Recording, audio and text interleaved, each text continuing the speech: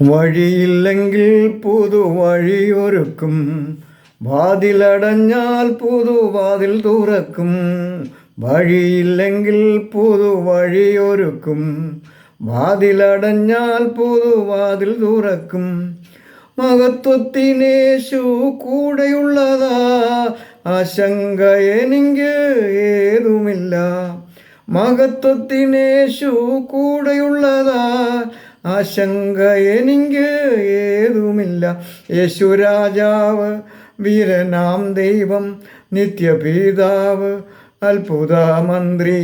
യേശു രാജാവ്, വീരനാം ദൈവം, നിത്യപിതാവ്, അത്ഭുത മന്ത്രി.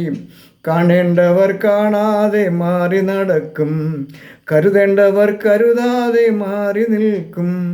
കാണേണ്ടവർ കാണാതെ മാറി നടക്കും, കരുതേണ്ടവർ കരുതാതെ മാറി നിൽക്കും.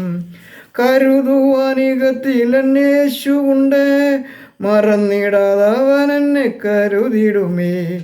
കരുതുവാനികത്തിൽ അന്വേഷിച്ചുണ്ട്, മറന്നിടാതവൻ എന്നെ കരുതിടുമേ. യേശു രാജാവ്, വീരനാം ദൈവം, നിത്യപിതാവ്, അത്ഭുത മന്ത്രി. യേശു രാജാവ്, വീരനാം ദൈവം, നിത്യപിതാവ്, അത്ഭുത മന്ത്രി. Praise the Lord. അല്പനേരത്തെ ചിന്തയ്ക്കായിട്ട് നമുക്കൊരു വചനം വായിച്ച് ഷെയർ ചെയ്യാൻ ആഗ്രഹിക്കുന്നു. അതിനായി യോനാ പ്രവാചകൻ്റെ പുസ്തകം യോന 1:11 വായിക്കുന്നു. നമുക്ക് പ്രാർത്ഥനയോടായിരിക്കാം. ദൈവം നമ്മളോട് സംസാരിപ്പാൻ ദൈവകരങ്ങളിലേക്ക് സമർപ്പിക്കാം. എന്നാൽ സമുദ്രം മേൽക്കുമേൽ അധികം കോപിച്ചതുകൊണ്ട് അവർ അവനോട്, സമുദ്രം അടങ്ങുവാൻ തക്കവണ്ണം ഞങ്ങൾ നിന്നോട് എന്തു ചെയ്യേണ്ടു എന്ന് ചോദിച്ചു. അവൻ അവരോട്, എന്നെ എടുത്ത് സമുദ്രത്തിൽ ഇട്ട് കളവീൻ, അപ്പോൾ സമുദ്രം അടങ്ങും. എൻ്റെ നിമിത്തം ഈ വലിയ കോൾ നിങ്ങൾക്ക് തട്ടിയിരിക്കുന്നുവെന്ന് ഞാൻ അറിയുന്നു എന്ന് പറഞ്ഞു. ഇവിടെ നമ്മൾ മനസ്സിലാക്കുന്നത് യോനാ പ്രവാചകൻ കയറിയ കപ്പലിലാണ് ഇത് സംഭവിച്ചിരിക്കുന്നത്. യോന ദൈവത്തിൽ നിന്ന് ഒളിച്ചോടാൻ ശ്രമിച്ചതാണ്. കപ്പലിൻ്റെ അടിത്തട്ടിൽ കിടന്ന് ഉറങ്ങുവാൻ തുടങ്ങി. എന്നെ ആരും കാണുകയില്ല, എനിക്ക് സ്വസ്ഥത ലഭിച്ചു എന്ന് വിചാരിച്ചു. എന്നാൽ ദൈവം യോനയെ വിട്ടില്ല. ദൈവം യോനയുടെ പുറകെ കൂടുകയാണ്. യോന മുഖാന്തരം കപ്പൽ യാത്രക്കാർക്ക് മൊത്തം പ്രശ്നമായി. അവർ നിലവിളിക്കാൻ തുടങ്ങി. ദൈവം പറഞ്ഞതനുസരിക്കാതെ ദൈവത്തോട് മറുതലിച്ച് ദൈവം യോനയോട് പറഞ്ഞു, നീ പുറപ്പെട്ട് മഹാനഗരമായ നിനവയിലേക്ക് ചെന്ന് അതിന് വിരോധമായി പ്രസംഗിക്കാം. അവരുടെ ദുഷ്ടത എൻ്റെ സന്നിധിയിൽ എത്തിയിരിക്കുന്നു. ദൈവം യോനയെ പ്രവാചകനായി തിരഞ്ഞെടുത്ത് ദൈവം ആഗ്രഹിക്കുന്ന കാര്യം ചെയ്യാൻ വേണ്ടിയാണ്. എന്നാൽ യോന അവൻ്റെ സ്വന്തം ആഗ്രഹപ്രകാരം ദൈവത്തിൻ്റെ വാക്ക് കേൾക്കാതെ ദൈവസന്നിധിയിൽ നിന്ന് ഓടിപ്പോകേണ്ടതിന് അവൻ തർശീശിലേക്ക് കപ്പൽ കയറി. ദൈവം ഓരോരുത്തരെയും തിരഞ്ഞെടുക്കുന്നത് ദൈവത്തിൻ്റെ ഇഷ്ടപ്രകാരം ചില പദ്ധതികൾ ദൈവത്തിന് പൂർത്തീകരിക്കുവാൻ വേണ്ടിയാണ്. അതവർ അനുസരിക്കാതെ സ്വന്തം ഇഷ്ടങ്ങൾക്കും ആഗ്രഹങ്ങൾക്കും സൗകര്യങ്ങൾക്കും അനുസരിച്ച് ജീവിതയാത്ര ചെയ്യുവാൻ ആഗ്രഹിക്കുന്നു. എന്നാൽ ദൈവം വിടുകയില്ല. ദൈവം ചെയ്യിക്കാനുള്ളത് ആരെക്കൊണ്ട് ചെയ്യിക്കാൻ ആഗ്രഹിക്കുന്നു അത് ദൈവം അവരെ കൊണ്ട് തന്നെ ചെയ്യിക്കും. യോന കപ്പലിൽ കയറി അതിൻ്റെ അടിത്തട്ടിൽ പോയി ഉറങ്ങാൻ കിടക്കുകയാണ്. എത്ര വലിയ അനുസരണക്കേടാണ് യോന കാണിച്ചത്. ദൈവവും തൻ്റെ ഉദ്ദേശത്തിന് വേണ്ടി തിരഞ്ഞെടുത്ത യോന അതിൻ്റെ ഉത്തരവാദിത്തം മനസ്സിലാക്കാതെ ഉറങ്ങിയും മയങ്ങിയും അലസനായി പോകുവാൻ ആഗ്രഹിക്കുന്നു. ഇതൊക്കെ ഇന്നും സംഭവിച്ചു കൊണ്ടിരിക്കുന്നു. മനുഷ്യൻ തൻ്റെ വിളിയും തിരഞ്ഞെടുപ്പും ഒന്നും മനസ്സിലാക്കാതെ തനിക്ക് ലാഭമുള്ള വഴിയേ പോകാൻ ആഗ്രഹിക്കുകയാണ്. എന്നാൽ ദൈവം വിടുകയില്ല. ദൈവത്തിൽ നിന്ന് ഒളിച്ച് എവിടെയെങ്കിലും സ്വസ്ഥമായി ജീവിക്കാമെന്ന് വിചാരിച്ചാൽ ദൈവം പുറകെ തന്നെ വരും.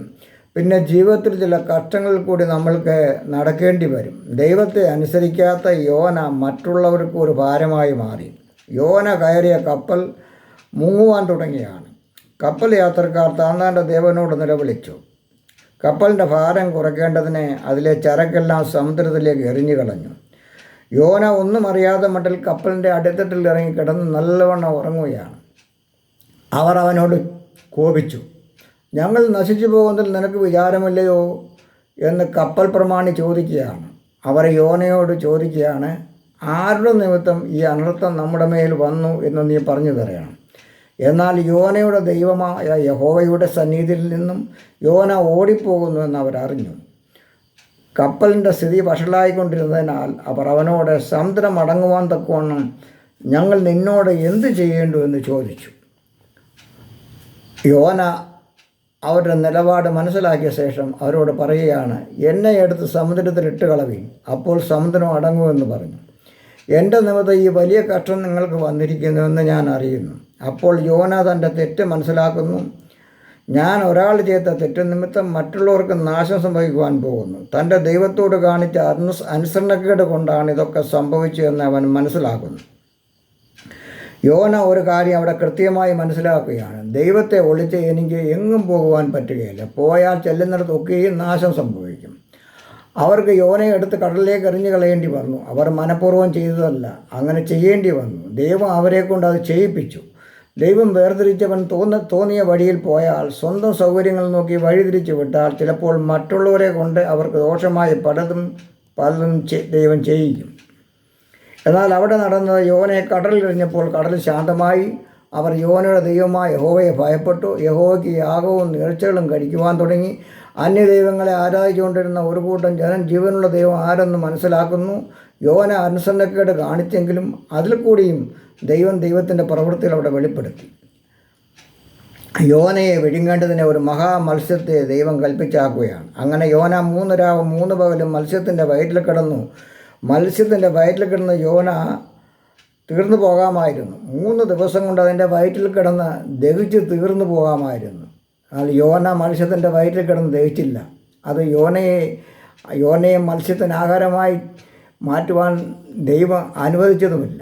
യോന അവിടെ കിടന്ന് ദൈവത്തോട് നിലവിളിച്ചു.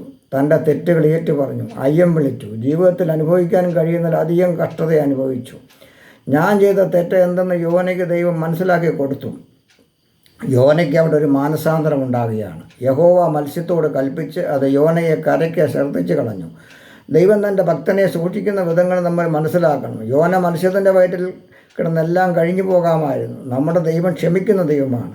ചില തെറ്റുകൾ ചെയ്യുമ്പോൾ, അനുസരണക്കേടുകൾ കാണിക്കുമ്പോൾ, ചില കഷ്ടങ്ങളിൽ കൂടി കടത്തിവിട്ട് തൻ്റെ ഭക്തനെ ദൈവം മടക്കിക്കൊണ്ടുവരുന്നു. തൻ്റെ ഭക്തന്മാരെ ദൈവം ചെയ്യിക്കേണ്ടത് ചെയ്യിപ്പിച്ചിട്ട് എത്തിക്കേണ്ടതിടത്ത് എത്തിക്കുകയും ചെയ്യുന്നു. അവിടെ നിന്ന് യോനയെ എഴുന്നേൽപ്പിച്ച് ബലപ്പെടുത്തി അവനെ ഏൽപ്പിച്ച കാര്യത്തിന് വേണ്ടി യോനയെ പിന്നെ അയക്കുകയാണ്. യോന നിനവയിലേക്ക് ചെന്നു. ദൈവം അരുളി ചെയ്ത പ്രസംഗം പ്രസംഗിച്ചു. ഇനി 40 ദിവസം കഴിഞ്ഞാൽ നിനവെ ഉന്മൂലമാകുമെന്ന് ഘോഷിച്ചു പറഞ്ഞു. എന്നാൽ അവർ തളർന്നു പോയില്ല. അവർ വലിയ ഉപവാസം പ്രഖ്യാപിച്ചു. മനുഷ്യനും മൃഗങ്ങൾക്കും വെള്ളം പോലും കുടിക്കാതെ ഉപവസിക്കുകയാണ്. രാജാവ് സിംഹാസനത്തിൽ നിന്ന് എഴുന്നേറ്റ് രാജവസ്ത്രം നീക്കി രട്ടെടുത്ത് വെണ്ണീറിലിരുന്നു. അവർ ദൈവത്തിൽ വിശ്വസിച്ചു. അവരുടെ തെറ്റുകൾ മനസ്സിലാക്കി. ദൈവം പറഞ്ഞതൊക്കെയും അവർ അനുസരിച്ചു. ദൈവം മുമ്പാകെ നിലവിളിക്കുകയാണ്. നമ്മുടെ ദൈവം മനസ്സിലുള്ളവനാണ്. അവൻ നിലവിളിക്കുന്നതിന് മുമ്പിൽ അവരെ രക്ഷിക്കുന്ന ദൈവം. ജീവിതത്തിൽ കഷ്ടങ്ങൾ വരുമ്പോൾ മനസ്സ് പതറാതെ ദൈവസന്നിധിയിൽ ദൈവത്തിൻ്റെ മുമ്പാകെ നമ്മളെ സമർപ്പിക്കുക. തെറ്റുകൾ ഏറ്റുപറയുക. ഉപവാസവും പ്രാർത്ഥനയുമായി അവൻ്റെ സന്നിധിയിൽ ചെല്ലുക. ഏത് വലിയ ആപത്താലും ദൈവം അതിൽ നിന്നും വിടുവിക്കും.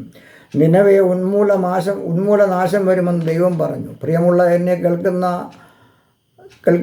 കേൾക്കുന്ന ജനമേ, നമ്മൾ ഒരു കാര്യം ചിന്തിക്കേണ്ട, ഇപ്പോഴും ഇതൊക്കെ സംഭവിച്ചുകൊണ്ടിരിക്കുന്നു. നമ്മുടെ ദേശങ്ങളിൽ എന്തെല്ലാം അനർത്ഥങ്ങൾ ഉണ്ടാകുന്നു. പ്രകൃതിക്ഷോഭങ്ങൾ, ഉരുൾപൊട്ടലുകൾ, ജനം അങ്ങനെ നശിച്ചുകൊണ്ടിരിക്കുന്നു. ഇനിയും എന്തെല്ലാം ആപത്തുകൾ വരാനിരിക്കുന്നു ദൈവം നമ്മൾക്ക് മുൻകൂട്ടി അറിയിക്കുന്നു. എന്നാൽ ജനം മാനസാന്തരപ്പെടാതെ ഹൃദയങ്ങളെ കഠിനമാക്കിക്കൊണ്ടിരിക്കുകയാണ്. ദൈവത്തെ ഭയപ്പെടുക. തെറ്റുകളെക്കുറിച്ച് മനുഷ്യന് പാപബോധം വരട്ടെ. നിനവേക്കാരെ പോലെ ദൈവത്തോട് നിലവിളിക്കാൻ കഴിയുമോ? നീ ഏത് ദേശത്തായിരുന്നാലും ദൈവം വിടുവിക്കും. രക്ഷിപ്പാൻ കഴിയാതവണ്ണം യഹോവയുടെ കൈ കുറുകിയിട്ടില്ല. കേൾപ്പാൻ കഴിയാതവണ്ണം അവൻ്റെ ചെവി മന്ദമായിട്ടില്ല. നിങ്ങളുടെ അകൃത്യങ്ങൾ അത്രയും നിങ്ങളെയും നിങ്ങളുടെ ദൈവത്തെയും തമ്മിൽ ഭിന്നിപ്പിച്ചിരിക്കുന്നത്. യെശയ്യാ 59:1-2 വാക്യങ്ങളാണിത്. ദൈവം നിനവേക്കാർക്ക് വരാൻ പോകുന്ന നാശത്തിൽ നിന്ന് ദൈവം വിടുവിച്ചു. എന്നാൽ യോനയ്ക്ക് അത് ഇഷ്ടപ്പെട്ടില്ല. എന്തെന്നാൽ യോന എന്താണോ പ്രസംഗിച്ചത് അത് നടന്നില്ല. യോനയുടെ വാക്കിന് എന്ത് വിലയാണ് എന്നാണ് യോന ചിന്തിച്ചത്. യോന അങ്ങനെ ചിന്തിച്ചു. ഇതാണ് സ്വയം പ്രശംസ. ഇന്ന് പലരും പ്രവാചകന്മാരൊക്കെയും ചിന്തിക്കുന്നത് ഇങ്ങനെയൊക്കെയാണ്. സ്വയം പ്രശംസിക്കാൻ ആഗ്രഹിക്കുന്നു. മഹത്വം ദൈവത്തിന് കൊടുക്കാതെ സ്വയം ഏറ്റെടുക്കാൻ ആഗ്രഹിക്കുന്നു. ഇവിടെയാണ് ഓരോ ഭക്തനും പരാജയം ഭവിക്കുന്നത്. യോന ദൈവത്തോട് കോപിക്കാൻ തുടങ്ങി, പിറുപിറുക്കാൻ തുടങ്ങി. നിനവയ്ക്ക് എന്ത് സംഭവിക്കുമെന്ന് നോക്കി യോന അവിടെ തന്നെ പാർക്കുകയാണ്. യോനയ്ക്ക് വെയിൽ കൊള്ളാതിരിക്കാൻ ദൈവം ഒരു ആവണക്കിനെ കൽപ്പിച്ചുണ്ടാക്കി. യോന പിന്നെയും ദൈവത്തോട് പിറുപിറുക്കുകയാണ്. എനിക്ക് ജീവിച്ചിരിക്കുന്നതിനേക്കാളും മരിച്ചാലും മതി എന്നായി. ദൈവം ആവണക്ക് ഉണക്കിക്കളഞ്ഞു. യോന പിന്നെയും ദൈവത്തോട് കോപിക്കുന്നു. ദൈവം യോനയോട് ചോദിക്കുകയാണ്, ഒരു നിസ്സാരമായ ആവണക്കിനെക്കുറിച്ച് വലിയ അയോഭവം തോന്നല്ലോ നിനക്ക്. അത് നീ അധ്വാനിക്കുകയോ വളർത്തുകയോ ചെയ്യാത്ത ഈ ആവണക്കിനെക്കുറിച്ച്. എന്നാൽ എൻ്റെ ജനമായ നിനവേക്കാരോട് നിനക്ക് അയോഭാവം തോന്നാത്ത എന്ത്? അതിനാണല്ലോ നിന്നെ അവിടെ അയച്ചത്. ഇതൊക്കെ ചെയ്യിക്കാനല്ലേ നിന്നെ ഞാൻ തിരഞ്ഞെടുത്തത്. എൻ്റെ ജനത്തെക്കുറിച്ചുള്ള ചിന്ത നിനക്കില്ല.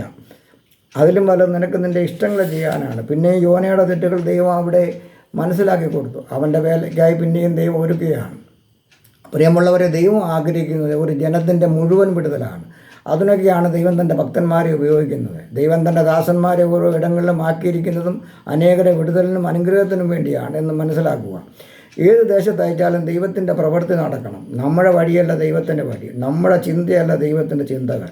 ദൈവത്തിൻ്റെ വഴിയിൽ കൂടെ നമ്മൾ നടക്കുക, ദൈവത്തിൻ്റെ ഹിതം പോലെ പ്രവർത്തിക്കുക. അതിനായി നമുക്ക് ദൈവത്തിൽ സമർപ്പിക്കാം. പ്രിയമുള്ളവരെ, നമ്മൾ യോനായുടെ ജീവിതത്തിൽ നിന്ന് മനസ്സിലാക്കേണ്ടത് ദൈവത്തെ അനുസരിക്കുക എന്നുള്ളതാണ്. നമ്മൾ ഒരു വിശ്വാസിയായിരിക്കാം, ഒരു ദൈവഭക്തനായിരിക്കാം, ദൈവം നമ്മെ തിരഞ്ഞെടുത്ത ഒരു വ്യക്തിയായിരിക്കാം.